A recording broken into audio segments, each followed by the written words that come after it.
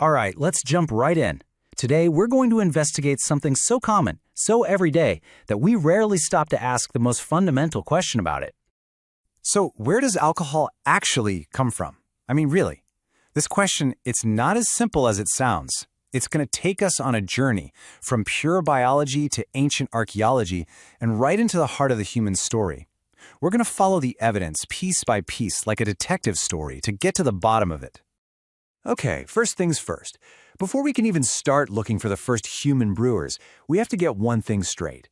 The recipe for alcohol was already here. Nature wrote it long before we ever came along. And you know what? It all boils down to just three simple things. That's it. You've got a source of sugar, say fruit or grain. You have yeast, these microscopic organisms that are just floating in the air all around us.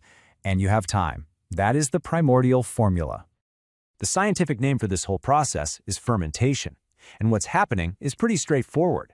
The yeast essentially eats the sugar. And when there isn't a lot of oxygen around, the byproduct of that meal is ethanol. That's the alcohol we're looking for, and some carbon dioxide. It's a completely natural biological process.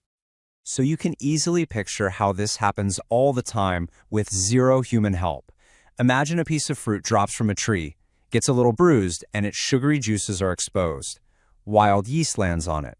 A few days go by, and boom, you have a naturally fermented, slightly alcoholic pulp. Nature was the original brewmaster. Okay, so nature provided the recipe. The next logical step in our investigation is, when did we start using it? To figure that out, we had to become archaeologists and start digging into the past. This is where the story gets really cool. I mean, how can we possibly know what people were drinking thousands of years ago? Well, the answer, believe it or not, lies hidden in the chemical residue left behind on ancient pottery. And here it is. This is our smoking gun.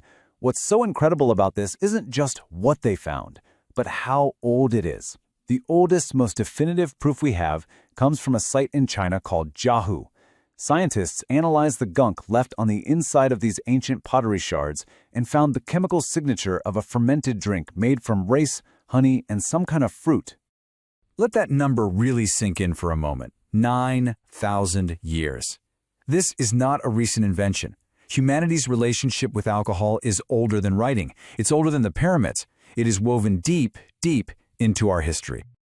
All right, so our investigation has locked down the how. That's fermentation. And we found the when, at least 9,000 years ago. So that brings us to the most complicated and interesting question of all, why? Why did our ancestors go to all that trouble? Well, there's probably not one single answer, but the evidence points to a few really powerful motives. It was social. It helped bond early communities together. It was religious, used in ceremonies to feel connected to something bigger. And honestly, it was deeply practical. It was a dense source of calories, a way to make food last longer, and even an early form of medicine. And right here, you can see the two faces of alcohol's origin. On one side, it was a tool for pure survival. I mean, it provided energy, kept food from spoiling, and was often much safer to drink than contaminated water. But on the other side, it was a catalyst for culture. It was at the very center of rituals and gatherings that built the fabric of society. Survival and celebration, it seems, were inseparable from the very start.